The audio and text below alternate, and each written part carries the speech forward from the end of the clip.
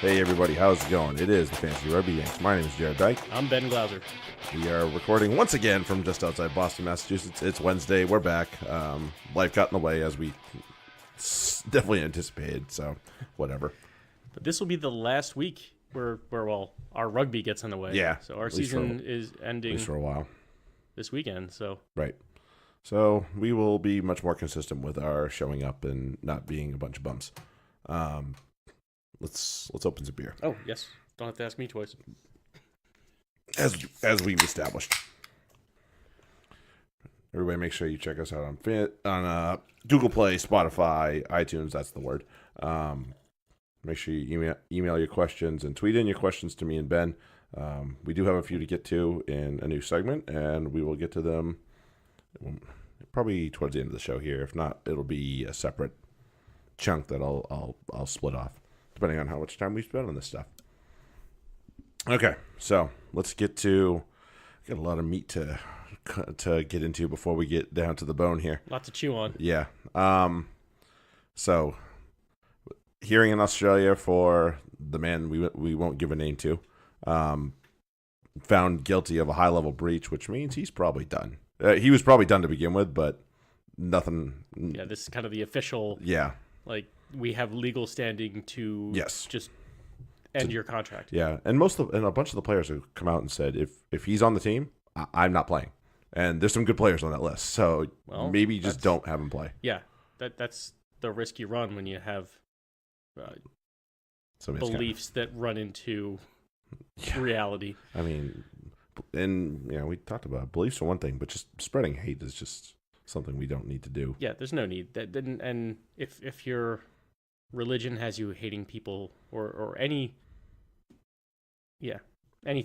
belief you have, especially religious though, you can do better. Like find something slightly different. There's no room for hate. You can have your beliefs, as long as they only affect you. But as soon as you start affecting other people, right.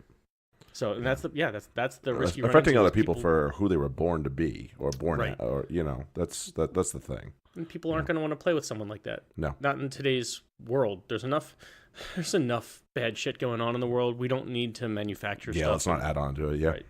Let's reduce that. So that sounds like the good thing happened with that, which is no complaints out of me, man. Yeah, that's for sure. World Cup referees, and I saw the list before you.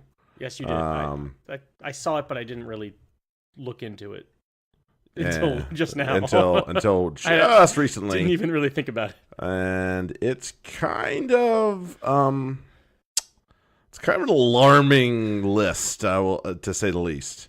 There's going to be in Japan an invasion of a foreign species. Hopefully they do not take over, but it appears that they will. Right. And that species, of course, is the whistling frog. Right. And even looking at this list, reserve referee. It's funny that this happened too. He made some bad decisions this weekend, and I had said it, and I was like, oh no, not this guy. He wasn't refereeing the Saracens match, but I just saw him, and I'm like, oh no, not this guy. He's gonna make some bad, stupid decision. You watch. He did. Matt Carley. Yeah. And he's the reserve referee. If one of the other referees pulls up lame or something like that, yikes. That's terrifying. Like no, you said it. No Jacko, no Glenn Jackson. Right. And that's I mean, so John Lacey would have been like the Irish representation, but John Lacey's retired from international refereeing. I think the last international job he did was the series down in New Zealand with the French. So that's fine. Paul Williams is still a good one. Ben O'Keefe's good. Piper. I actually, honestly, over the French referees, I would have taken Marius van Vesthuizen over at least one of these guys. Yeah, well, and then Glenn Jackson, obviously. Right. So there's no excuse. There's 12 referees listed. 4 of them are French. And there's no way you can tell me those 4 are 4 of the best 12 referees in the world. Oh, well, if Garces is on there, no. Fuck no. Exactly. And and Reynal, each is worse than the last. Yeah. It only gets worse. Yeah. It's pretty awful. It's like I'm going through that. Oh, the Garces. Ugh. Oh, Plot. Ugh. Right. Oh, Reynaud. Oh, back to Garces. Oh, Yeah, right. Exactly. And then what are they doing? Alex Ruiz is an official touchy as well, so that's worrying. I like seeing Carl Dixon in there. I think he's still got a little bit of shaping up to do in terms of how he's going to referee a game and establishing how he's going to do it. But I do like to see him. At least we got Barnes and Barnes, Gus Gardner, and Nigel. Yeah. Those, to me, those should definitely be 3. Maybe Luke Pierce. Those 4 should be in the semifinal and final conversation automatically. Yeah, I agree. Anything outside of that, assuming it's not their country, end of story. Done. Yeah. So there you go. So yeah, that's. Although it will be interesting to see, depending on those French referees. One thing that I've noted with them and said it in the past is they do like an entertaining game, which they'll force the game to be entertaining in their minds if they have to. So if you have a match that's a tier 1 team versus a tier 2 team, and you have a French referee, be prepared for some fireworks. Right. If you're maybe if you're a wagering person, you might you might want to take the points. Take the line on the under. Yeah. Take the line on the underdog. On the underdog, time. Yeah. and you might do okay. Yeah, right. So that might help for gambling purposes. About it though. Other than that, yeah, you're gonna have some frustrated tier 1 players. Yes, I think it's. I hope it doesn't detract from the matches. Unfortunately, the last World Cup, we had a very terrible referee that made a very terrible decision that detracted from a fantastic quarterfinal match between Scotland and Australia. And again, I established it before. I was bombed watching this match, and I don't know bombed, but I was definitely drunk. Right. And I saw the decision. I was like, I might be drunk, but that's wrong. So. Yeah, I hope it doesn't get to that point, but God knows it probably will. It will. Well, that's unfortunate. What are we going to do? Right. Okay. Something more local. This is something that I have a strong opinion on, and I heard it recently, and I was pretty appalled when I heard it, and a lot of bad thoughts ran through my head, most of them concerning anger, but... So, Nova Scotia High School, Nova Scotia, if you don't know where it is, it's a province up in Canada. It's actually not far from Massachusetts in terms of where we are on the globe, on the line there. Yeah. So their high school athletic association canceled all rugby, and that's 50 schools that are having their rugby taken away from them, and it's the reason that they're doing this is because that. They had one study that was found that was self-reported concussions, like they counted them, and rugby had more than hockey and soccer. And this is self-reporting. Right. It's number 1. Yeah. Okay. Number 2, it also wasn't. So self-reporting is a bad way to do it either way. And I understand that self-reporting is kind of how you have to do it at high school level, but still, this is probably an inaccurate way to go about it just the same. Number 2, we're talking about, these schools have like 50, 60 kids on their rugby teams. And you can't tell me there's that many kids on a soccer or a hockey team. No, not even. Right. Not close. So we're talking about, and I heard somebody talking about it, and they said it basically breaks down to 1 player per team per week. Maybe. That's maybe right. Maybe. So I was like, and actually, I don't even know if it's per week. That might have been per like 3 or 4 weeks. I didn't hear the per time period. So yeah, basically, it's been skewed pretty heavily. Right. But it's also rugby. I feel like because and this is partially because I understand the way that organized rugby has gone. They're very big on self-reporting concussions. They don't want people. I mean, I've seen it happen, unfortunately, way too many times. You don't want kids dying. No. Because they got a real bad concussion, and they kept playing. Like we put in these protocols, not because and the good the great thing to me about rugby is you don't have to play every match, right? No. You see it at every level, not most levels. Some of the college and whatnot, you'll have people who know this person's never coming out of a match, or they're always playing. They might come out, but they're playing every week. Right. But even at the highest levels, you give guys rests, and that's helpful for the club, and it builds depth too. So they want people to self-report. They want people to be healthy, right, when they play. I don't know how hockey treats it because concussions aren't. I mean, I'm sure they're prevalent in hockey, but like when you see a major concussion, you know it. But the minor things, the minor dings, guys just kind of get up and skate away, right? And nobody's the wiser. And same thing with soccer. Yeah, nobody's really. They talk about heading the ball, and they're taking that out of the game at younger ages. Yes, I've heard that. Yeah, but that doesn't mean that they're self-reporting. They're worried about concussion, yeah, they're not. They don't do that. So of course, rugby is going to be higher than everyone else because we are self-reporting because we're trying to self-police because rugby in this region of the world has a stigma. Right. And so it's kind of it's hard to use those raw stats as a good reason to do that. Right. And this to me actually the people that should be commended for having this kind of number.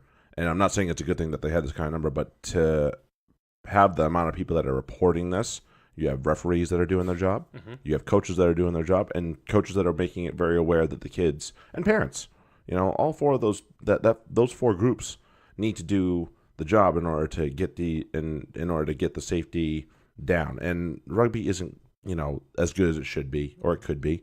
That's fine. I understand that, but to just take one study and have this extra knee-jerk reaction and say, oh, no more rugby. Like, I guess they had a conversation about coach education and how they can help get the number down. Right. And I guess that was like 3 years ago, and that was the last time they had this conversation. Then the study came out, and boom, this happened. Yeah. So. Well, luckily they reversed the decision. There was an appropriate outcry, and they got it right. Don't mess with rugby. Do not mess with rugby in their family because it is a powerful group. And, from the sounds of it, it sounds like kids were very active, very peaceful, but very active in getting the protest out and be like, no way, we're playing. We're not having this happen. Yeah. And I commend the province of Nova Scotia and all you rugby players up there in Canada and all the people involved. I'm glad you guys were able to get the decision reversed because the higher-ups weren't even really consulted with this either. It was this athletic commission that made the one decision. It's like, and like even the higher-ups like, whoa, yeah. time out. This isn't what we were talking. This isn't what we were We expecting. didn't have this conversation at all. Let's talk about this first. So, Let's take a deep breath here. Right. So if I said that this was ice hockey, and people were just, I think the reaction should be the same thing. Like, this is a knee-jerk reaction. It's not that it's rugby. It's any sport taken away from a kid for one study that you just overreact to is absolutely asinine. Yeah. And I hope this doesn't happen again. I hope people take this and they learn from it and say, all right, let's not have these knee-jerk reactions. Let's have conversations first. Because conversations are the way we progress, not these overwhelming. Well, again, it's the stigma that rugby has. It's the at least in America, and I'm not sure how it is overseas. I don't think it has nearly the stigma that it does here, but probably for good reason though. It has it here. Is that it's a bunch of drunken thugs who want to smack the crap out of each other, on and off the pitch, and it's not that. It was somewhat like that. It was just that culture was kind of ending when I was starting to play, and it's definitely one of the things that kept me in the sport and it was one of the things that kept me out of the sport, to be perfectly honest, up until then, and I was happy to see that it was going away, but the stigma still exists. We've still seen that with the University of Delaware rugby team, that got canceled because of a party at the quote-unquote rugby house that didn't really involve them in a fight directly, but because it was at the rugby house, even though it was, I think it was pretty sure it was the football team who started a brawl with some people. They're not going to punish the D1 football players. They're going to punish the club rugby players. Yes, because they don't make any money for the school. Right. and that same thing that eventually was reinstated. Yeah. And But I mean, it's going to take the brunt. It's because of the stigma. right. That's And still prevalent. I mean, I know that when I was at school for rugby, anytime there were more than 5 of us at an event, it was considered a rugby event. So you got to be careful what the hell you do, guys. Yeah. Just be careful, okay? End of story. So yeah, good on Nova Scotia and all the high school rugby players up there. I'm glad that they were able to respond in a peaceful way and get a result out of this situation. So good on them. Some farewells we missed beforehand and have occurred since that we need to probably note. A lot of players kissing rugby goodbye, or their teams goodbye at the very least this year. I mean, most notable was this week. Yeah, James I mean, Haskell. this is the week where this past week and then the final Last couple weeks, yeah. where it's their last home match with their club that they're either leaving or retiring. And so, yeah, there's a little bit of the tears and the clap-offs Right. and the But pictures on the touchline and all that. The man that announced his retirement on Instagram and Twitter this week, Because that's how he does. the budgie smuggler, James Haskell. Haskell, And I'm going to miss him. What a class act. Just as a person. Never mind how good he's been at rugby and how long he's been doing it and all the accolades he's gotten. He's gone on the Lions tour. He played for England. He's just a world-class human being, and the game... Owen Farrell's best friend. Those videos were amazing. I love those videos when they were on tour. That was great. But yeah, just as a person, he's gonna be missed as a person in this game. I know he's gonna probably try and stick around and do something. He has House of Rugby that he continues to do. Can we drop Healy and bring in Haskell? You wouldn't get argument out of me. So for those who didn't hear that, I don't know how quiet that was. Let's get rid of Austin Healy and bring in James Haskell as no argument out of me, color man. commentator, because man, He knows me. he knows it, and he's much more entertaining, and he's much less of an ass. Yes, fact. He's not going to be whining about caterpillar rucks every fucking time he sees one. Yeah, I mean, listen, I have my point about caterpillar rucks, and it's usually that the ball's out when they're saying it's in, but that's it. That's usually my issue. Like ball's hanging out on. I was like, yeah, that ball's out. Kinda out. Let's play that, Yeah. shall we? That'll speed the game up fast. So yeah, Haskell calling it good. A few series guys stepping away. Yeah, 3. Bosch and Berger potentially played their last home game at Allianz. Berger might get into the playoff team. We'll see. Yeah, That's on. He's on the line. Yeah. Depends on what happens. But Cello Bosch, the gentleman, and one of the better looking boys in the Saracens. Poor Boschy. He was supposed to walk out with the kids, and one of the kids was not having it. Not having it. He's like, "No, I'm staying here." And the other one's like, "Well, if he's staying, I'm staying."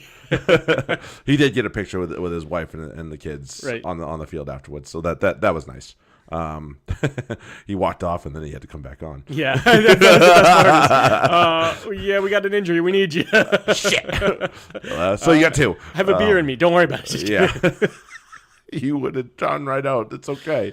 Yeah. Berger came off, and there was a guy on the sidelines wearing a Stormers jersey, which Berger used to play for. Right. So I was like, took a picture. Well, with him. all right, there we go. Yeah. I think he saw that and said, "Dude, get over here." Yeah. So that was cool. And then Dave Streddle's going to call it a career as well. Streddle's seen a lot. He's played for England. He's got a couple Champions Cups to his name. He's played in France and made himself some cash on top of it all. And he's definitely one of the he's a quiet guy for the most part, and he's definitely one of the guys that you can lean on. You know, we saw it in the Champions Cup match for Munster. Maitland had to drop out. No problem. Yeah. We have Streddle. We got Streddle. And can rock up and he's always a guy you can lean business. on. So, not unlike our old friend Chris Wiles. Yeah. Just so I'm sad to see him go, but I understand the needs, and we got plenty in the pipeline. So I hope he just continues to pass on his knowledge as he goes.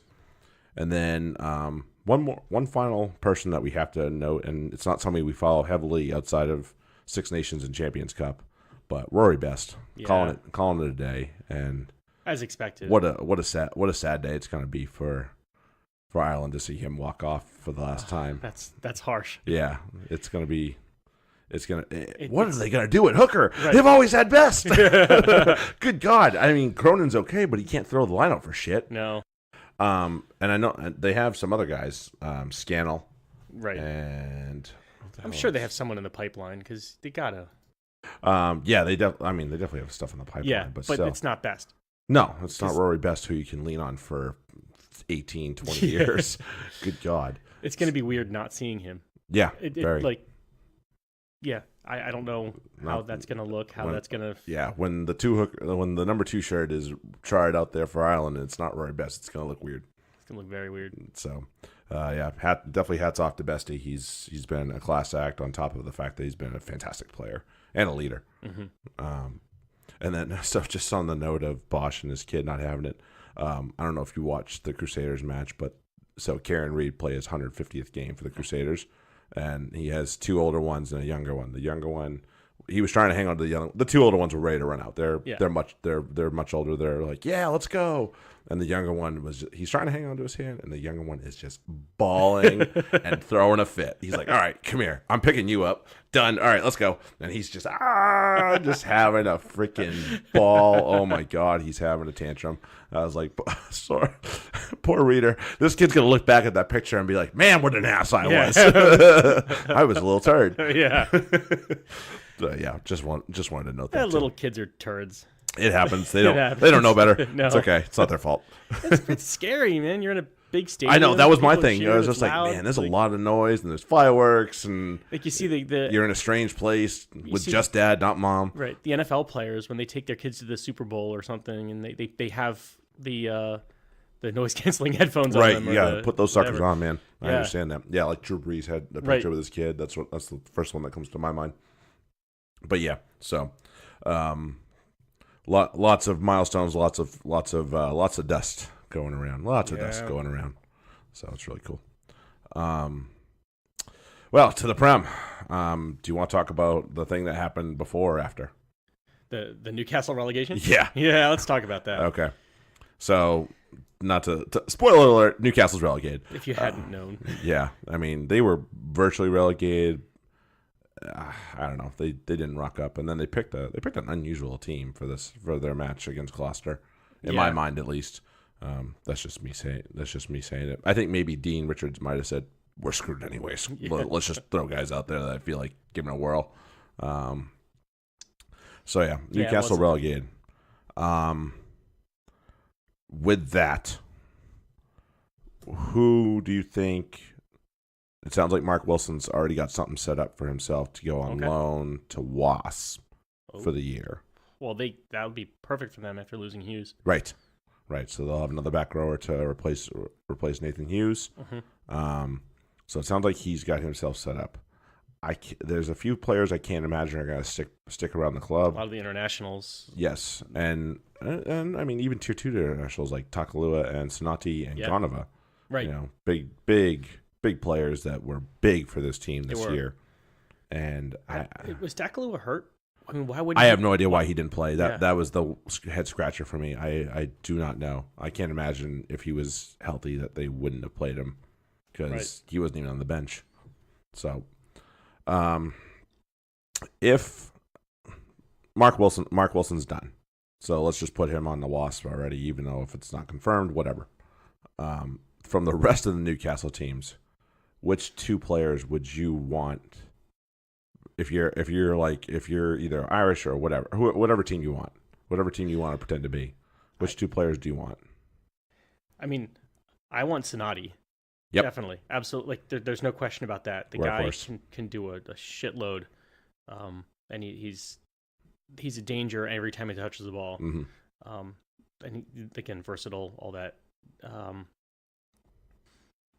And then McGuigan. George McGuigan. Yeah. He's certainly. I mean, we've just as you were talking about, it's incredibly valuable having a hooker who can hit every throw in the line out. Yep. And McGuigan can do that. He's good in the loose. He's just a very handy player that he's someone I'd want to have. Okay. I'm not sure the picks. Yeah, those would be my 2. How about you? Picks. If I have a young scrum half or I need a backup scrum half or if I have a young scrum half and I need a veteran, or if I need a backup scrum half, I'm taking Takalua. Oh yeah, I'm taking Takalua. He was class especially the last half of the season. Mm-hmm. He was world class. Outplayed Mickey Young hands down. There's a reason Mickey Young's not featured in the team. Whether or not he's been hurt, I don't care. I would have played Takalua all day. No, easily. So and most guys know that. Another one that this one will surprise you, and I want, because I've already taken a back. I would take Gonova, but I'm not going. But I want to take a forward, and if I want to take a forward, I want to take Callum Green. Yeah, that was. Yep. Solid jumper. He can run a line out, mm-hmm. which not every second rower can do, and he's a guy you can lean on week in and week out. He doesn't usually, he's not quote unquote good enough to play internationally, but listen, there's a long list of guys that can do that are still fucking high quality. So exactly. Let's not like give that's a label to it. And lock, it's a difficult thing. Especially in England. There's a long list of locks, certainly for England, who absolutely, yeah. Even just on Saracens, you could have a really good lock, and he's not getting that much playing time. Right, he can't break into that team because of the guys that are sitting there. He's waiting for the international duty to come up. Yeah. So yeah, I would take Callum Green. I'd take Tani Takalua, big time. Yeah. I mean, so there's 4 players. We each chose 2 different players, right, who are handy players that could help a lot of different teams. Right.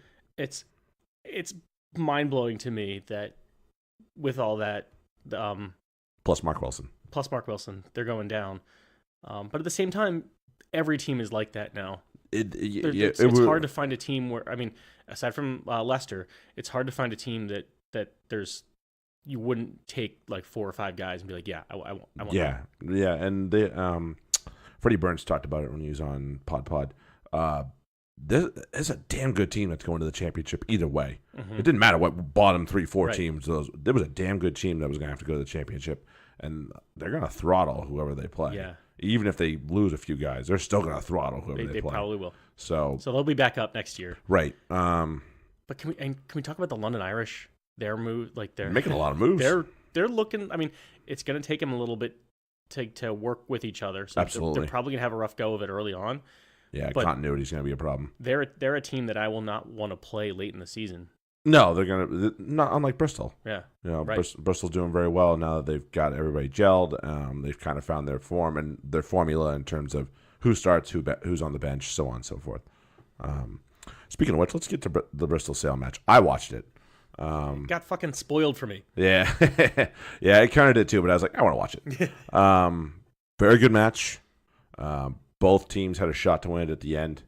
I thought, and that referee, I thought he got a decision a little wrong. And I understand the decision, but I still don't agree with it. Okay. It should have been it was on a counter. Callum Sheedy and Chris Ashton were getting into it. Ashton had been kind of a dickhead. Surprise, surprise. Yeah. So the two of them got into a tussle. And after Sheedy had been pursuing, there was a kick back. I don't remember who kicked it, either Solomon or DeClerc, James, whichever one it was. Leua fielded it and basically took off down the sideline. Mm-hmm. And Sheedy and Ashton were in the middle of argy-bargy, little scrappy-dappy-do. And I think Ashton ended up with a shirt over his head. A little hockey fight? Yeah. And all while this is going on, Leua scoots in. But, it was kind of started by Ashton, to be fair. Mm-hmm. And, Sheedy should have done what he did, but Ashton kind of started it. I say, fucking let it go. And so Carly ends up calling back to try. We've seen that a couple times where they might call it back if there was some foul play or some handbags going on. In one of the Saracens matches, if I'm not mistaken.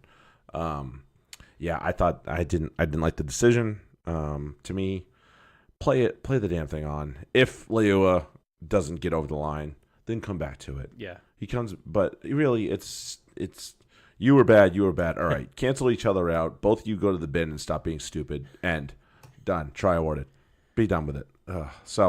And that would have given Bristol the lead at 22. So because they had 17, and they would have been ahead. And then and then both teams had a shot at kick to win. Didn't happen. Both missed, and I was surprised that they were able to. There was at one point I thought for sure, because it was the same thing that happened with the Hurricanes Highlanders match when I was like, "Don't screw around with it in your own end, get the hell out of here!" And they gave away a penalty, and I thought for sure they were done. But point being, I think it was Bristol that was screwing around with their own end. I mean, it's tied. Freaking kick if it's in your own end, just kick the ball out and take the two. And I appreciate Pat Lamb's style, and that's probably why they didn't kick the ball straight out. But they almost got burned. Yeah, got lucky. Faf de Klerk has the slightly stronger leg than McGinty. They're trying to get the top 6, so they're looking for the win, not just the tie. So it makes sense from they don't have anything to lose. They're not getting relegated. No, so they're not. The tactics kind of make sense there. Yeah, but yeah, it's still a little bit of a. It's like, yeah, you're risking dropping the points you got right now, and I understand that they probably actually need to win or to keep top 6 alive. So I can appreciate that. But yeah, sometimes it's like, let's not lose this match. Yeah. How's that sound? But it was a good match. Draw 2020. Bristolians can be very, very happy about the way their team are going, and I think next year is going to be very interesting to see what they do. Yes, it will. So the match that spoiled the last one for you, Quins Leicester. I actually didn't get to watch this. Okay. So, so in this one, the story for me was injuries, and this seemed to be the case all around. Quins, geez. There were 3 HIAs in the first half. Good God. Guy Thompson and Mike Williams for Leicester. Yeesh. So both their flankers. Yeah. Neither returned. Yeah. It's too bad. I like Guy Thompson. Vainu and Ilya for the Quins. And only Vainu returned. Oh, Vainu. I saw him. I couldn't believe he was back. I was like I thought for sure he was done for the year. And Rob Shaw hyperextended his knee early. Rob Shaw. And but he stayed on. It looked bad. It was a really he's a tough bugger. His leg was pinned, and somebody basically put all his weight right on the knee. It did not look good. I don't like him as a 7, but he's a tough bugger. Yeah, he is, and he stayed on and did okay. Discipline was poor. Yeah. Clifford got a yellow card, which I didn't like. Really? Yeah, I didn't like the decision. He's not somebody that strikes me as a yellow card. I know. My note was that I didn't like the decision by Barnes, probably because it's Leicester. Well, you know. What are you gonna do? And Oluwafela got injured late too. So there's just a lot going on. Jeez, yeah. The story of this game to me was mostly those injuries. Yeah. Unfortunately, it was a fairly good match. The Quins looked to be in control. Oh wait, I'm thinking of a different game. But the Quins were pretty much in control for the early on, and Leicester came back and made it a match and scored with I think it was the 83rd minute, I think, when they scored a try. To make it close. To get the bonus point. And that's what they basically were shooting for, because they didn't want to get caught by Newcastle. that put them 10 points above Newcastle, which pretty much doomed Newcastle. Yeah, right. Exactly. So, it was an entertaining match. I did not appreciate, and they did it in other matches too. I didn't appreciate the spoiling of the other concurrent matches.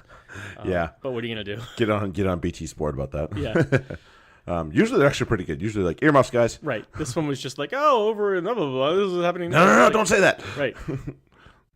It's like, oh, thanks. Right. So I'm like watching the end of the Quins Tigers, and it's like, oh yeah, they tied over, and it wasn't even like they said over in there they tied. It was basically like, 2020 draw over with. Oh God, Bristol they didn't give you the preface. Well, like, whoa. Dicks. At least give me a heads up. Yeah. Jerks. So what are you gonna do? Yeah. Saracen Storm against Exeter Braves. Oh, sorry, that actually is the first team. Yeah. But yeah. So basically, I think Saracens and Exeter had a gentleman's agreement. We are not going to put out first team guys here because you have a European final to worry about, and we're not going to put up our best guys against your Shags because that's not going to really do us any good. Yeah. So I had to add a lot of new names to the database. So I was like, damn it.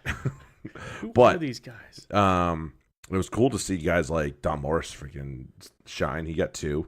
Yeah.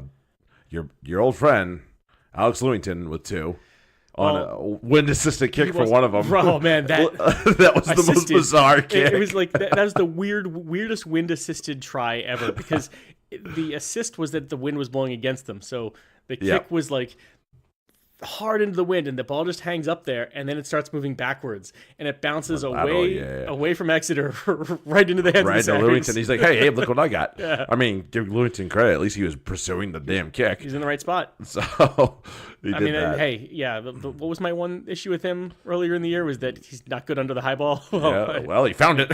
Yeah, he wasn't exactly the same situation, but it was, look what he found at least. You know, off the bounce, right to him. Right. There he goes. There was still some.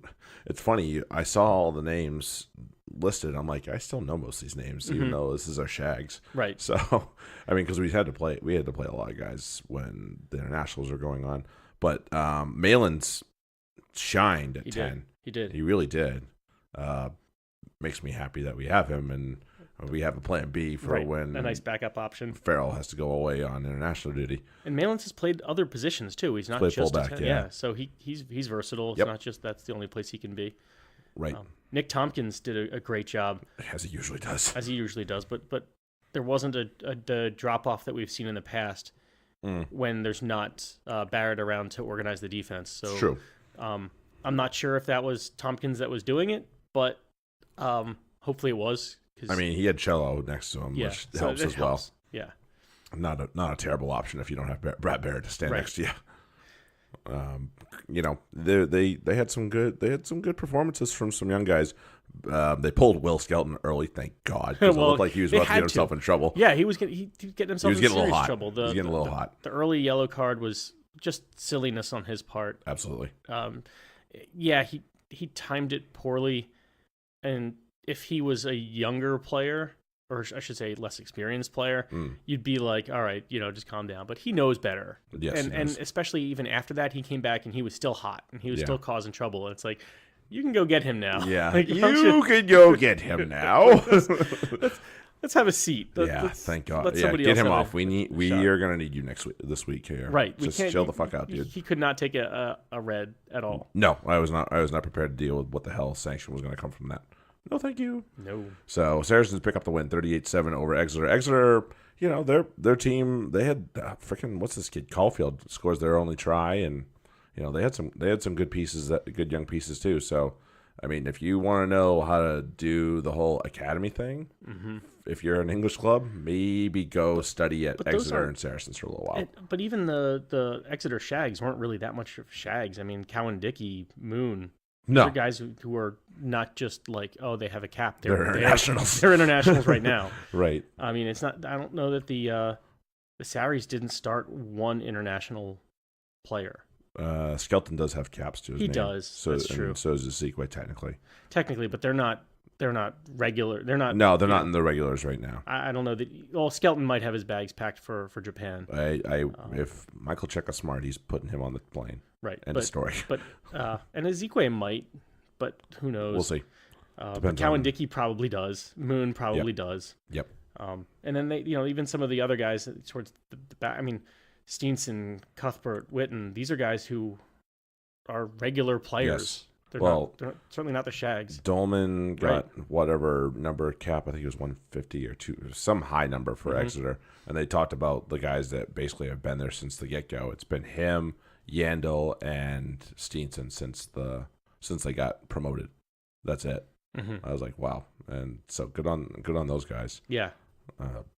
But and then we had the debut of Manu Vernapola. Yes. Another one. He's the back, though. There's a difference. Weird.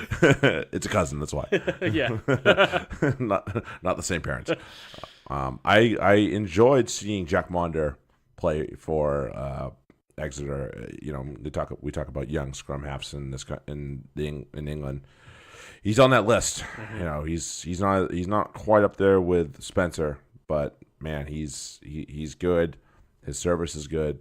He's got to add a little bit of flair to his game almost, and then he'll be good to rock, and I think he'll be It'll be one of those names that people start calling out regularly for an England shirt. Okay. So Gloucester, Newcastle. Mm-hmm. We know the result. Yes, we do. Did you catch any of it? I did. Okay. I didn't take any notes on it, but that's all right. I remember them now. Like, as soon as I kind of saw some of the scoreline, I was like, oh yeah, now I remember that game. Yeah. What fascinates me about Gloucester is that, and I've noticed it over the couple, the weeks of the year as it's gone on, they run almost every time they run the same play. Oh, really? You did text me that, actually, now that I think about it. They're either running blockers or double blockers, which is just a crossing pattern off the ball. Mm-hmm. Outside players running unders, inside support players running in overs. So, and then they'll run the one blockers, and usually that starting point is they'll have the 11 just outside Cipriani, who runs an unders line, cuts underneath him, and then you have Cipriani on the overs, taking it wide. Right. And then you have the blockers with the 12-13 outside of that. Mm-hmm. And that was how the first try was scored on that second blockers.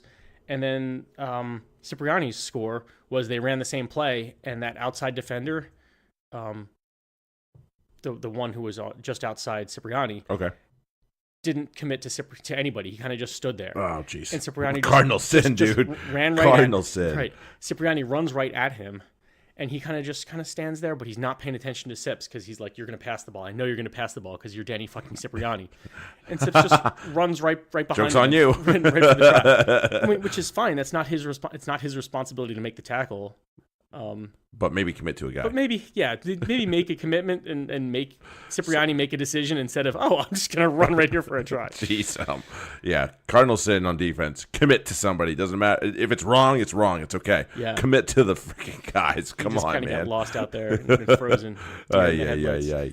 Oh, man. So, no Willie Hines in this match. No. He was injured. Yeah, okay. So I kind of figured. I was like, he's been a pretty consistent starter for them. So I was a little shocked to see him out of the lineup there. But Ben Morgan looks like he was a beast. Banahan had an intercept try. I heard about that. Yeah, Banahan making up for his shit performance the week before. Yeah, he's had pretty underwhelming performances the last few weeks. Yeah, there was again that same, and this is kind of what triggered it for me was when I was watching the match from last week too. I was like, I've seen this play like a million times, but they kind of slowed it down, and they showed the one that Banahan ran the wrong line on the overs for the blockers, and Cipriani put a beautiful pass right where Banahan was supposed to be, and he wasn't there. Which kind of pissed me off because I was listening to the pod, and they were talking about how Sips had a bad game, and I'm like, Sips had a fucking great game. Yeah. Banahan fucked everything up. But yeah, Banahan came back and made up for it. Yeah, so good on him. And Slater and Mostert, obviously, beast mode as they are. So Gloucester take care of Newcastle. Newcastle go down. Sorry guys, Gloucester cement. I mean, they already were in the semifinal, but they cement it. They're probably a 3, which means they're probably going to Allianz. Oh, they're a 3. They're definitely a 3. So that's probably that. And then the last playoff spot, the last one that's up for grabs, might belong to the next team that we're going to talk about, and that's Northampton. Northampton against Worcester, and Worcester are safe, and they just said fuck it. And Northampton pounded them at Franklin's Gardens. Yes, it sounds like. So Nairobi sounds. I didn't get a chance to watch this one. Sounds like Nairobi just had his way. He did. It was to the point where the ball was getting out to Nairobi, and the crowd, you could hear it build. The go! Here it comes! And yeah, I mean, his first try, they basically isolated him out on the wing, and it was on the goal line. And so they were the normal pick and goes, and blah blah blah, and then they spun it. They were on the right side of the field, spun it left. Some shit pass, but effective in that it made its way to him. It got there. And he kind of picks it up, dusts it off, sees the wing in front of him, and he's like, you move. and then everybody else is like, oh, shit, now he's got a head of steam. And, and he's 10 meters out, luck. And you're just not stopping him. Goodbye. Yeah, you're done. Yeah, and kind of similar fashion was his second try. Just bowling over people to score. There was much people are less just like, of never mind, go. Yeah, he wasn't in nearly as much space, but he did the same thing and just bowled people over. Wow, what a unit! And he's gotten himself back into. He was a little chunky when he got to Northampton, so he's lost a little bit. He's on the Skelton / Laws plan. Yeah, big time. He's done well. And Reinach had an HIA 10 minutes in. Good Lord! Luckily, he returned. Thank God. Venter eventually had the HIA, another HIA. Eesh. Schoner HIA. Like again, don't listen, guys. Don't break Jack Singleton. Yeah, we need him. so just. It was just not. It was amazing again how many HIAs there were. Yikes! This week. It has to be said. One guy I want to touch on, and it's somebody that kind of got pressed into service and has done a very good job for Northampton. Reese Marshall. You know, you're talking about I think this is at least third, if not the fourth choice hooker for this team. Mm-hmm. Hartley, Fish, Haywood, and this guy. So and he's not playing like it. No, he's not. He's playing. He's doing very well. He's just saying, you know what? When Hartley comes back or all these guys come back, I'm still going to be your guy. Yeah, and he's done very well. So you got to give him a lot of credit for taking his opportunity when it's presented to him. Yeah. So good on Reese Marshall. I like it. There's been some chatter about a certain team in Coventry that has used too many players this year, and that's the reason that they haven't done so well. I think Northampton's used just about as many players, and Northampton seemed to have figured it out. So I call bullshit. Right. It's not about how many players you use, as long as people know their role that they're supposed to fill, and maybe if you have adjustments in for each individual player, that comes down to coaching. Yep. If you can sort guys out and communicate well with them, and they understand what they're supposed to do, everything should work out. Right. So Northampton win 38-10 over Worcester, and they are in control of their own destiny for the playoff. Simple as that. You see, by the way, somebody we've talked about a lot on the pod, Hutchinson made the squad. Yeah, get on him. He's going. He should. He should be with Scotland. So you guys have been a beast. He has. He got Gregor Townsend's attention pretty fast with that one. How can you not? Yeah, right. The Sunday game, Bath and Wasps. Yes. Thank you, Bath. I had a feeling this was going to be a good game for them. They didn't start out fantastically, but they figured out the guys to put the ball in the hands of, and then off they went. Specifically, two guys in the back three. Actually, really three, between McConaughey, Anthony Watson, who looks just as good as if he hadn't left. He was all right. And Joe Cook-Singer. It also helps to have that outside center, Jonathan Joseph there. He's been great. Who did okay too. Speaking of centers, unfortunately, Jimmy Roberts was in a boot at halftime, which was pretty sad to see. Yeah. Class act, great player. Damn hard ball carrier. Somebody I would never get in the way of. I'd be like, go ahead, all you, dude. No way. So, but yeah, Bath get it done, and it was really good to see Cook-Singer and Watson and McConaughey all firing for them. And then, of course, the hero, Zach Mercer. I freaking love this kid. I love him so much, man. I was saying, I don't remember who the hell I was talking to, but I was saying before, like, whoever the next England coach is, I hope he's not as stupid with his decisions and personnel and like casting off players completely. Like, there are guys in this team that should just be in the pool permanently, even if you don't use them constantly. Don't cast them off. Mm-hmm. Leave them as an option. If they come back into form, don't just ignore them outright. And, that's sensible, if nothing else, in my head at least. Yeah. And this is one guy that definitely he should be in at least a conversation for a back row spot. I understand it's very crowded back row. I'm not stupid. But fuck, this kid's playing his freaking balls off. The interesting thing to me is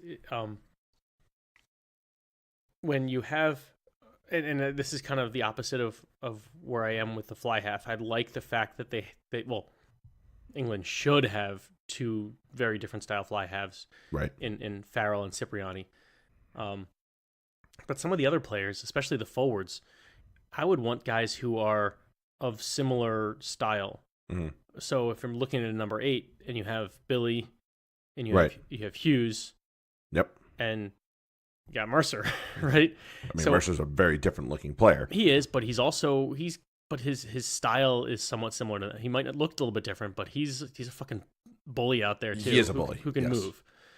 That as opposed to say, Mark Wilson, who is more. He's just a stout. He's just a stout dude.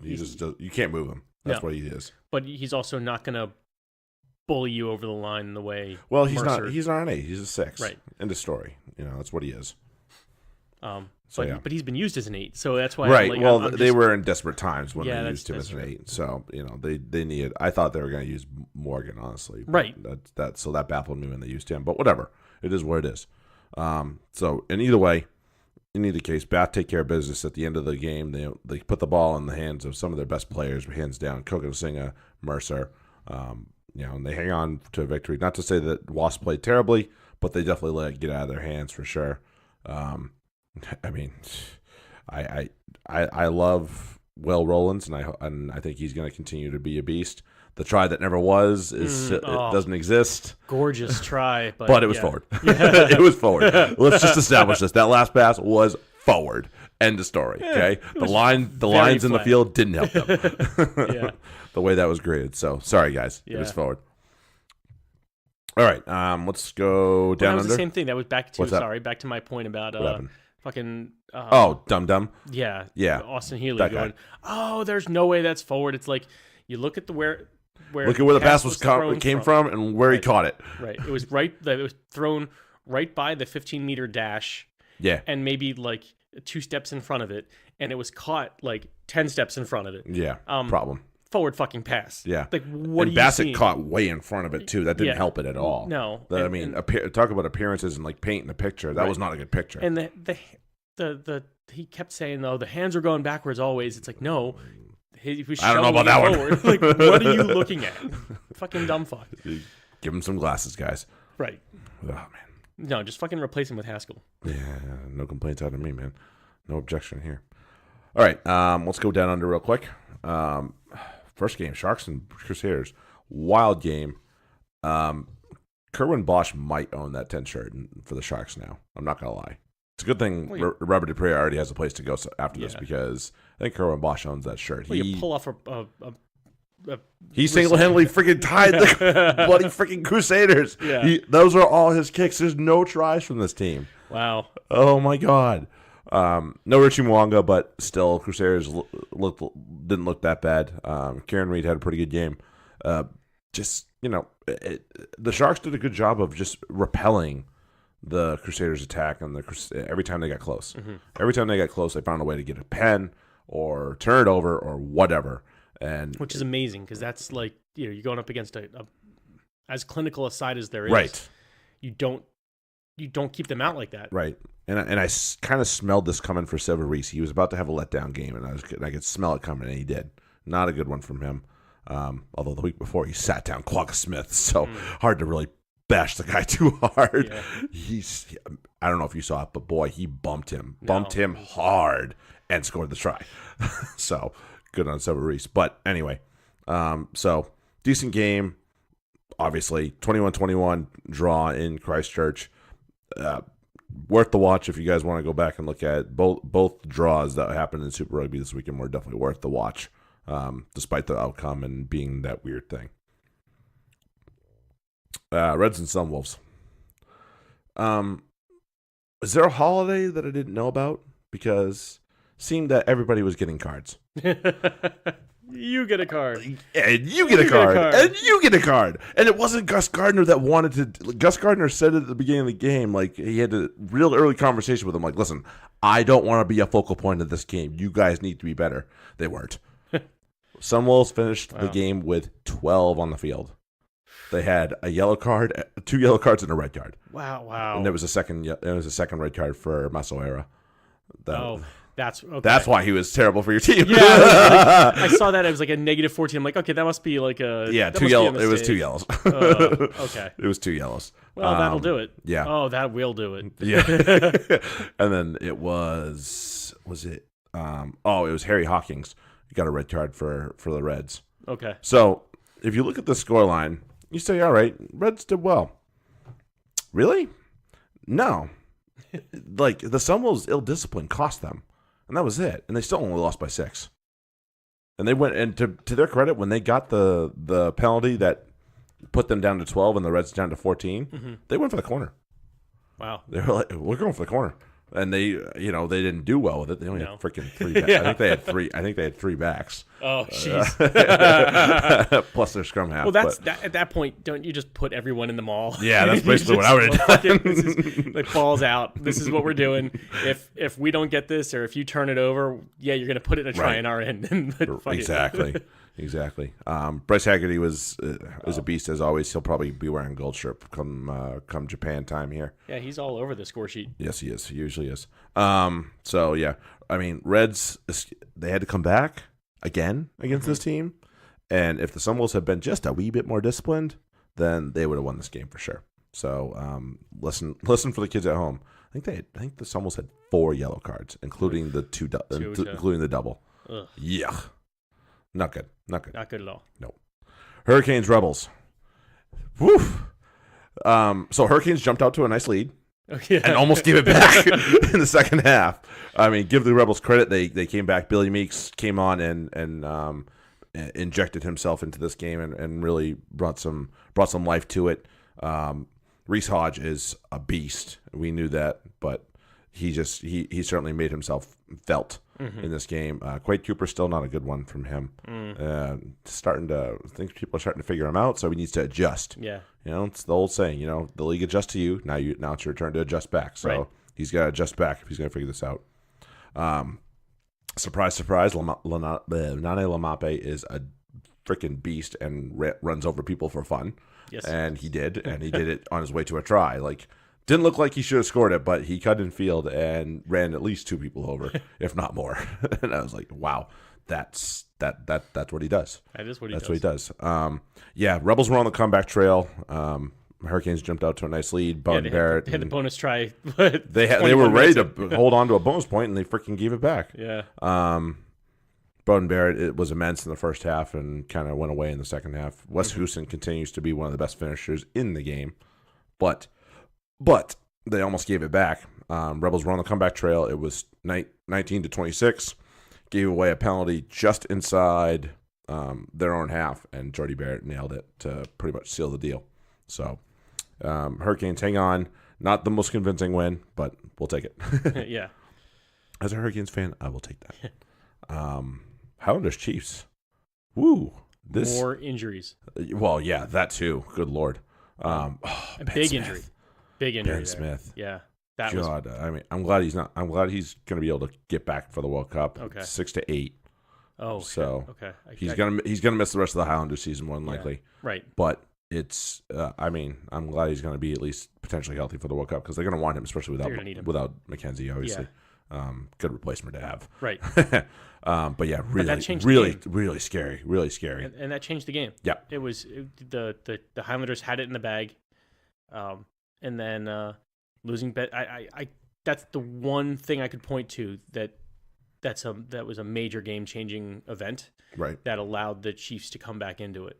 Yeah. Because Mackay came on for Ben Smith or something to that effect. I can't remember who came on. Yeah, it wasn't anybody. Obviously, it's hard to replicate the quality of Ben Smith. I understand, but anybody that can even remotely replace that is usually helpful. And I'm not sure they even had that. Yeah, and the Chiefs scored 3 tries in the last 21 minutes. No good. Pretty much every 10 minutes. 59, 69, 80. It's I like the Leonard Brown to Ardron try. That was a pretty slick move. Aaron Smith's try to Faddis was a nice little piece of handiwork for just a little. It was just like a little tip on. He's like, here we go. I think it's gonna land in somebody's hands. That's like the thing to do now. People are really trying to do that tip pass. On, yeah. Just a little boop. Here we go. Which is, hey, if you can do it, great. Risk reward. The problem is that the people who, something we were kind of talking about at training last night. If you don't have it, don't do it. Yeah. True statement. Are like, I'm going to try it. It's like, no, dumbass, you don't have it. That's not in your repertoire. Knock it off. Yeah. Knock it off. But yeah, when you're Aaron Smith, I think you're allowed to do that. Mm-hmm. Did very well. Josh Ioane.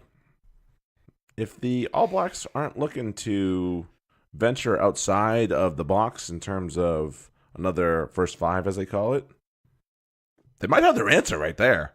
He's played pretty damn well the last 3 or 4 weeks. He is. He's playing incredibly well. And he's had to because Bryn Gatland's banged up. Marty Banks is banged up. So they really need him to step up and be their guy. He was immense. To say he's done that is an understatement. Right. Done very well for himself the last couple of weeks. This game, he was obviously huge. Huge game for the kid. Nailing kicks and scoring himself a try as well. So hard to hate on that. Nope. Highlanders 31, Chiefs 31, and it was entertaining, folks. So if you are looking for a fun game to watch, that definitely had something. Go back and have a look at it. More sister kissing this weekend than in Alabama Saturday night. Something to that effect, yes.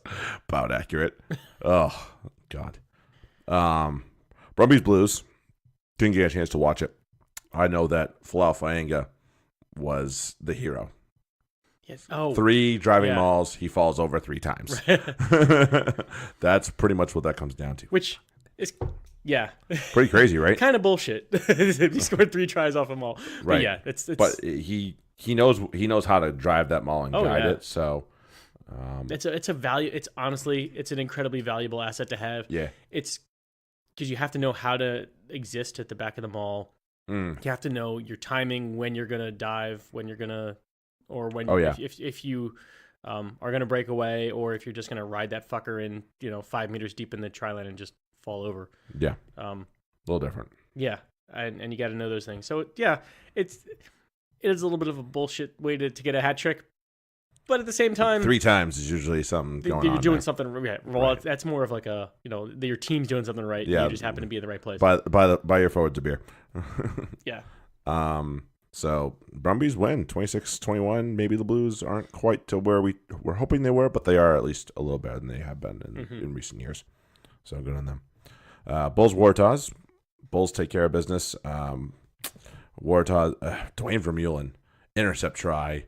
And has the gas to get himself home. He's a monster. So even if you think you're gonna take him down in open field, good luck.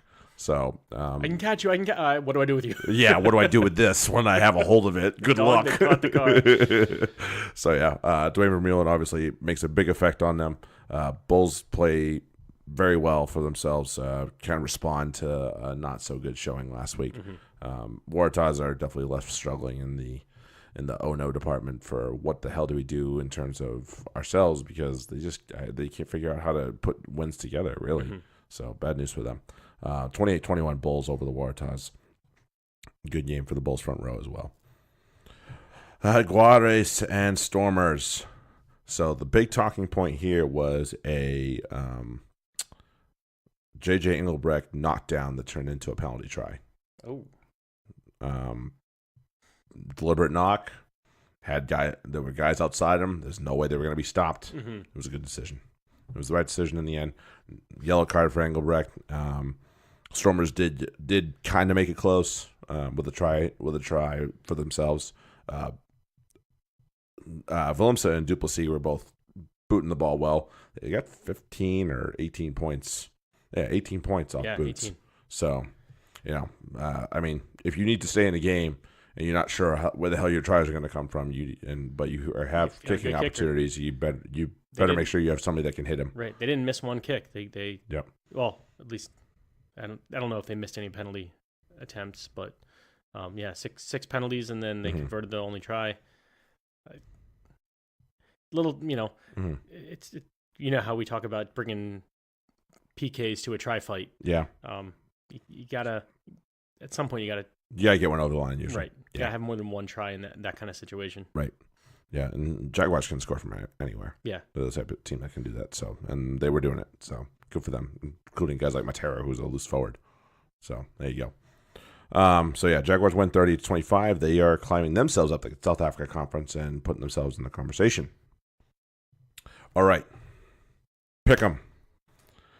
It is time. It is Champions Cup final time. And anybody that tweets me anything about this Champions Cup final, I'm going to shoot you. Yeah. So we have a tournament, and we have to watch it on replay. And I'm hoping to keep myself off social media for as long as possible and avoid any conversation about it. All you motherfuckers, shut your motherfucking gobs. It's gonna be an amazing match. This is just two teams that are playing very well in many aspects of the game. It's not just one thing you need to worry about for either team. It's two world-class fly halves. It's a back line that does great things for both sides. It's two national club teams I playing know, each basically. other. I mean, because they talked about it's test rugby in club colors, basically, and that's what we're down to pretty much. Oh, it's gonna be great. So this is gonna be a lot of fun. Oh man, it's gonna be down to the very small margins in this game. It really is. And if you watched the final last year, Racing just didn't show up, right. And Leinster didn't have to, right? So it was actually a somewhat tame game. This one will not should be a powder keg. This one both. There's no way that either team doesn't show up. Right. Like, these teams are coming. They're playing for blood. Yeah, and because they both put Shags out last week right. against whoever the hell they played. So like, fuck you guys. Yeah, we got this coming up. Yeah, we're putting 2 weeks into it, and I mean, look, I'm never gonna pick against the Saracens in a big match. Don't care who their opponent is. It's not that I feel like they're gonna win, because fuck, this could go either way. Yeah, easily could. It's more along the lines that I'm just not gonna pick against them right. I'm not picking against them either. Back in the series, because I want to see that trophy over our heads. Will I be surprised if it's Leinster? No. But will I be sad? Yes. Of course I will be. Will we be drunk while we watch it? Yeah. Well, I mean, Jesus. Assuming we watch this after both those matches, I'll plan on stopping and getting beer. So, fire that thing up and hook it up. Oh, yeah. HDMI cable. We need to bring one. Oh, yeah. That won't be a problem. Yeah. I have like 5. Okay. Sorted out. Anyway, never mind that. Different. Don't worry about sorting shit out here. Don't worry about this. All right, let's go down under. Blues Hurricanes. This should be fun. Open match. Rico Ioane will probably be back in lineup for the Blues, which worries me just a little bit. But still the Blues. I'll back my guys, right. Even though we're away from home. But yeah, hopefully they can kind of sort out their issues from the last time. Yeah, I wouldn't worry too much. I think this is going to be a not so much a walk, but a light jog. Yeah, hope so. Rebels and Reds. If you look at form, you would say Reds, but I'm gonna go Rebels because I think they're gonna take their second half against the Hurricanes and use that as momentum. The Reds did not play well last game. Well, the Reds have been certainly a Jekyll and Hyde team, big time, and of course so have the Rebels. This is like this could go any number of ways. Mm-hmm. You could have one team show up and the other team not show up, and that could be either way. Absolutely. You could have both teams show up, and it could be a fucking cracker of a match. Or you could have neither team show up, and it's just going to be dog shit all game long. Yeah. So in that situation, I'm going to go with the home team. Fair enough.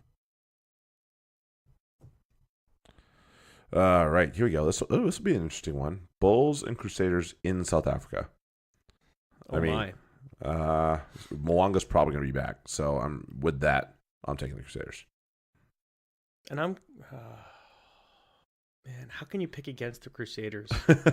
I guess like this. I'm going to take the Bulls. You need catch-up work here. I have a lot of I mean, we got a little bit of time until the stuff comes to a conclusion, but you need to start making some ground up here. Right. So I'm going to hope that the Bulls keep up their good work, and the fact that they're at home hopefully helps them. Right. For my pick. Yeah. Highlanders Jaguars. I'm tentative at doing this, but I'm gonna pick the Highlanders, even though they don't have Ben Smith, because I think they're gonna figure it out between their forward pack and Josh Ioane, and Aaron, they do still have Aaron Smith. Don't forget about that guy. Yeah. I just have a feeling that just seeing how different the team was when Smith was went off. down. Yeah. It's you have to have somebody outside the 10 who's really Electric, yeah, to make a play. And they don't have that now. Yeah, I mean, we'll see if Nahala's back. That'll be a big determinant. It'll help, but it's also that would be good. If he's back, then that's. But Ben Smith does so much. The He does. settling things down, Calming presence. he knows when to bring it down. He knows when to bring it up, and that level of leadership you can't really replace. Right. So I'm going to go with the Jaguares. Yeah, on going the to the road. RGs. I can't say I blame you. Like I said, I was tentative to make that pick, so Yeah. we'll see. All right. I know who you're picking, but this is a tough one for me because I don't know which team's going to show up for. Either side. Well, mostly for the Sharks, Yeah. because the good Sharks team, which was what we saw last week and a couple weeks ago, yeah. But the bad Sharks team, bleh. And they're on the road. Right. Oh, man. Fuck you, Robert Dupree. Go away. I'm taking the Chiefs. All right. We're going to be consistent there. I need to find myself a new fly half because I think Robert Dupree has lost that 10 shirt. Kerwin Bosch playing out of his skin. Lions, Waratahs. Lions off the bye. Waratahs staying in South Africa. Traveling just a little further away. Going to take on the Lions after taking on the Bulls. I have more faith in the Taz right now. Wow. Okay. I'm going with the Taz. Going to Waratahs. All right. I think Quagga Smith plays in this game. I think Warren Whiteley plays in this game. If that's the case, I'm taking the Lions. And then a Sunday game in the Super Rugby, which is weird. Brumbies Sunwolves. Can the Sunwolves pull it off, or are the Brumbies gonna maul them until the cows come home like they did against the Blues? Well, that's a good question. So I would guess Masare was out, right? He's probably out for this game just for one game, yeah. And so that to me is going to be a major difference because he's their danger man. Mm-hmm. And without him, that really reduces the threat. I think with him, that would be I would lean Sunwolves. Yeah. But without him, I'm kind of falling the other way with the Brumbies. Okay. Yeah, I don't disagree. The Sunwolves have a habit of putting in very good performances, whether the result comes out or not, and putting in really shit performances pretty much in alternating fashion. So I'm going to go with the fact that this is probably going to be one of their garbage ones. So they get whacked. I think they would have a shot at having a quality performance if Masare was available. Was available. Yep. I'm not arguing with you on that one. All right. So it was good to be back. Yeah. Important week to be back, obviously, with Champions Cup final and all that stuff coming up. So everybody make sure that you check us out on Twitter. I will have the stuff for Super Rugby this week. Obviously, there's no Prem stuff. If you want to challenge the champion for the Champions Cup daily stuff, I'll put my code up. But follow us on Twitter on there. Email fantasyrugbypodcast@gmail.com. Send questions, send comments, whatever. Leave us a review on iTunes. Check us out on Google Play and Spotify as well. Other than that, we'll be back next week, and we'll be talking about probably one hell of a match. Yeah. So looking forward to that, and a good weekend in Super Rugby. So it sounds like it's going to be a good one. Other than that, everybody make sure you have yourself a good weekend. Get out there, enjoy some rugby, and have a good one. Cheers. Take care.